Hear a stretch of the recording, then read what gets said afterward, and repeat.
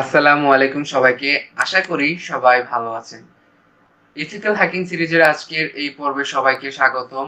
আজকে আমরা জানবো একটা কমপ্লিকেটেড বিষয়, সেটা হচ্ছে ক্রিপ্টোগ্রাফি। ক্রিপ্টোগ্রাফি কি, কেন ব্যবহার করা হয় সে সম্পর্কে জানবো। তবে অন্যান্য ভিডিওগুলোর মতো আজকে আমি কতটুকু বুঝাইতে পারবো সেটা আমি জানি না, বাট আমার সর্বোচ্চ চেষ্টা করবো বোঝানোর জন্য, কারণ এটা একটু প্রসেসটা একটু হার্ড।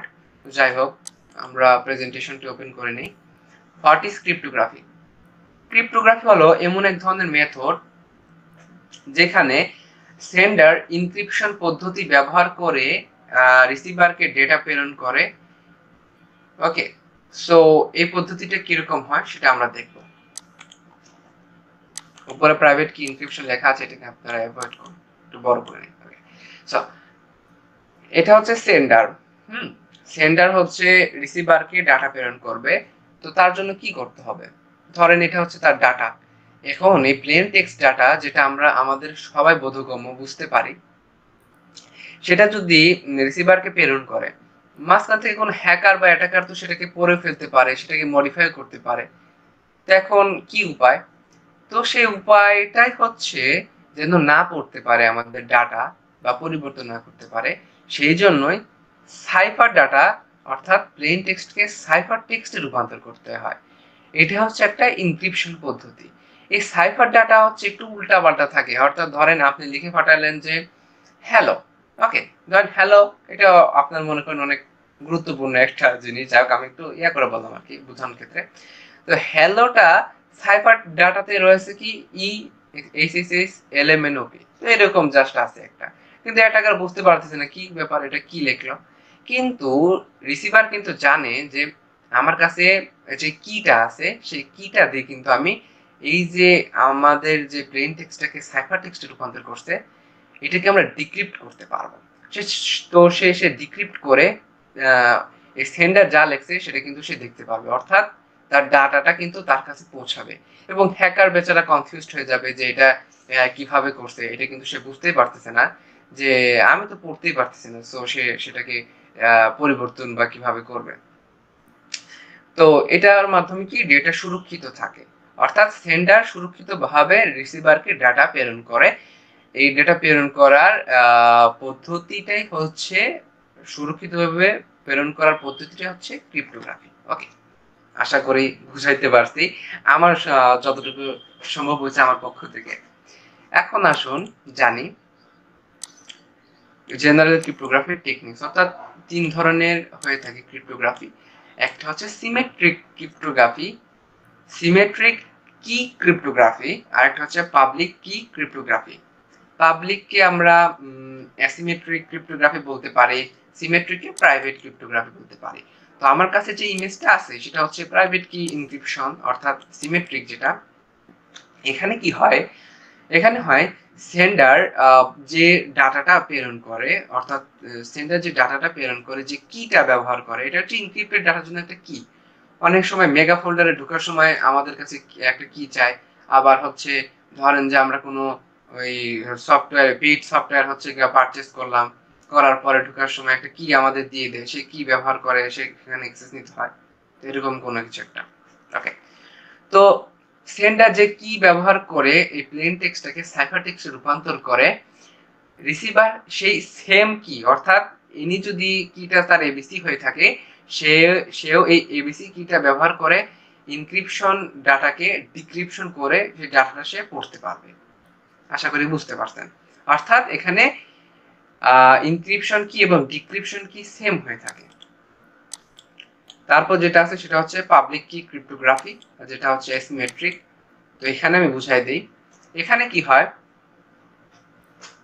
সেন্ডার পাবলিক ক্রিপ্টোগ্রাফি ব্যবহার করে, অর্থাৎ পাবলিক কি ব্যবহার করে, এবং রিসিভার প্রাইভেট কি ব্যবহার করে। এই পাবলিক কিটা সবাই জানে যে এটা হচ্ছে কাবিরের পাবলিক কি। ধরেন আমি কোনো বড় কিছু একটা, তো আমার তো অনেক সফটওয়্যার আছে, অনেক নানান ধরনের ফাইল টাইল আছে যেগুলো আমি অ্যাক্সেস দিয়ে থাকি পার্সনকে, বা আমি কোনো বিজনেসম্যান আমাদের আমাদের এমপ্লয়কে এরকম দিয়ে থাকি যে এটা সবাই জানে যে এটা হচ্ছে কাবিরের পাবলিক কি। ওকে, তো এই পাবলিক কিটা এনক্রিপশন মেথডে ব্যবহার করে, কিন্তু রিসিভার কি করে, আলাদা একটা কি ব্যবহার করে, সেটা হচ্ছে প্রাইভেট কি। অর্থাৎ প্রাইভেট কি এনক্রিপশনে দুইটাই প্রাইভেট কি ছিল, কিন্তু কিন্তু পাবলিক কি এনক্রিপশনে কি হচ্ছে, একটা পাবলিক কি থাকছে আর একটা প্রাইভেট কি থাকছে। অর্থাৎ এই পাবলিক কিটা সবাই জানবে, কিন্তু প্রাইভেট কিটা শুধুমাত্র যে ডিক্রিপশন করবে রিসিভার সে জানবে। আবার এরকমও হতে পারে, এটা প্রাইভেট কি হতে পারে, এটা পাবলিক কি হতে পারে। তো আমরা একটু যদি ডিফারেন্টটা দেখি তাহলে বুঝতে পারবো প্রাইভেট কিতে কি হয়। আমি আগে কিন্তু ফার্স্টে বলে রাখছি যে দা সাউন্ড ইজ কমপ্লিকেটেড, একটু কঠিন হবে বুঝতে। আমার পক্ষে যতটুকু সম্ভব হচ্ছে আমি বোঝানোর ট্রাই করতেছি। এখানে প্রাইভেট কি এনক্রিপশনে কি হয়তো এখানেও এবিসি, ধরেন এবিসি নামে একটা, আচ্ছা আমি এখানে লিখি একটু তাহলে তোবা সুবিধা হবে। ধরেন এবিসি একটা প্রাইভেট কি, ঠিক আছে, এবিসি। তো এই এবিসি এখানে ওয়েট আগে আমার নোটপ্যাড। সো সেন্ডার এবিসি কি ব্যবহার করতেছে এনক্রিপশন করার জন্য, তো রিসিভার কিন্তু এবিসি কি ব্যবহার করতেছে ডিক্রিপশন করার জন্য, ডিক্রিপ্ট করার জন্য। এটা হচ্ছে প্রাইভেট এনক্রিপশন। কিন্তু প্রাইভেট কি, কিন্তু ধরেন এবিসি হচ্ছে একটা পাবলিক কি যেটা সবাই জানে, কিন্তু রিসিভার যখন এটাকে ডিক্রিপশন করতে যাবে তখন তার পার্সোনাল কি, ধরেন বিডিসি, বিডিএস, এটা কিন্তু কেউ জানে না, এটা কিন্তু কেউ জানে না। সো এটা কি হলো পাবলিক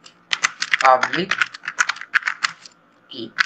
তো পাবলিক কিতে কি হয়, একটা পাবলিক থাকবে আর একটা প্রাইভেট কি থাকবে। এটা প্রাইভেট হতে পারে, এটা পাবলিক হতে পারে, বা এটা পাবলিক হতে পারে, এটা প্রাইভেট হতে পারে। আর প্রাইভেট কিতে কি হয়, দুইটাই সেন্ডারের এনক্রিপশন কি এবং রিসিভারের এনক্রিপশন কি কিন্তু ডিক্রিপশন কি কিন্তু সেম হয়ে থাকে। আশা করি বুঝতে পারছেন।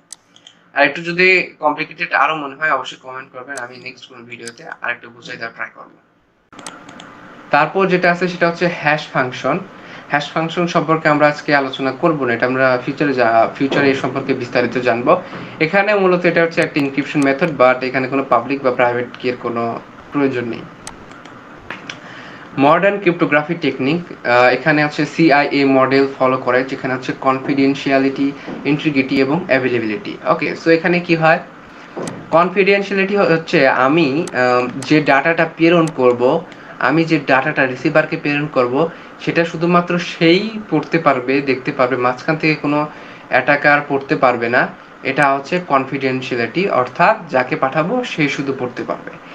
আরেকটা হচ্ছে ইন্টিগ্রিটি, অর্থাৎ ইন্টিগ্রিটিটা হচ্ছে যদি কেউ কোনো সেন্ডার কোনো রিসিভারকে ডেটা প্রেরণ করে এবং মাঝখান থেকে সেই ডেটাকে পরিবর্তন করে ফেলে, সেই মেথডটা হচ্ছে ইন্টিগ্রিটি। অর্থাৎ ইন্টিগ্রিটির যদি ভাঙন হয় তাহলে কি হয়, সেন্ডার রিসিভারের কাছে যে ডাটাটা প্রেরণ করে সেই ডাটাটা অ্যাটাকার পরিবর্তন করে ফেলতে পারে। তো সেটা সেই মেথডের নাম হচ্ছে ইন্টিগ্রিটি। ওকে, অর্থাৎ এটা হচ্ছে ডাটা যেন দেখে না ফেলতে পারে, পড়তে না পারে, আর এটা হচ্ছে ইন্টিগ্রিটি হচ্ছে সেই ডাটাটার জন্য পরিবর্তন না করতে পারে। আর অ্যাভেলেবিলিটি হচ্ছে সবচেয়ে মোস্ট ইম্পর্টেন্ট, এটা নিশ্চিত হওয়া যে সেন্ডার শুধুমাত্র রিসিভারকেই পাঠাবে এবং রিসিভার শুধু সেই ডাটাটা যে অথেন্টিকেট, সে যে ডাটার মালিক শুধুমাত্র সেই ডাটাটা পড়তে পারবে, আর কেউ পড়তে পারবে না। আশা করি বুঝতে পারছেন। তারপর আছে নন রিপুডিয়েশন মেথডটা হচ্ছে অনেকটা বিশ্বস্ততার বিষয় উঠে আসে। সেটা হচ্ছে সেন্ডার যখন রিসিভারকে ডেটা প্রেরণ করে, অর্থাৎ ধরেন আমি একটু উদাহরণ দিয়ে বলি, আপনি আপনার বন্ধুকে 1000 টাকা দিলেন, 1000 টাকা দিয়ে বললেন যে কিছুদিন পরে বললেন যে আমি যে তোকে 1000 টাকা দিয়েছি ওই টাকাটা আমার লাগবে ফেরত দে। কিন্তু আপনার ফ্রেন্ড হচ্ছে আপনাকে টাকাটা ফেরত দিল না, অস্বীকার করলো যে তুমি আমাকে কোনো টাকা দাও নাই। সেই বিষয়টা হচ্ছে রিপুডিয়েশন। আর রিপুডিয়েশনের ঠিক উল্টা মেথডটা হচ্ছে নন রিপুডিয়েশন, অর্থাৎ একটা প্রমাণ রাখা যে তুমি হচ্ছে আমি তোমাকে টাকা দিছি, সেটা একটা প্রমাণ আছে, সেটা হচ্ছে নন রিপুডিয়েশন। ওকে, আমরা অ্যাক্সেস কন্ট্রোল অ্যাড করতে পারতাম, অ্যাড করিনি। আমার আজ পর্যন্ত যে টপিকসগুলো নিয়ে কথা বলছি তার মধ্যে আমার এই ক্রিপ্টোগ্রাফি বুঝাইতে আমারই একটু পেইন গেছে। যাই হোক, আমি কতটুকু বুঝতে পারছেন আপনারা এটা অবশ্যই কমেন্ট করবেন। তো একটা বিষয় হচ্ছে যে আজকাল আমরা কিন্তু সবাই ইন্টারনেটের সাথে যুক্ত আছি।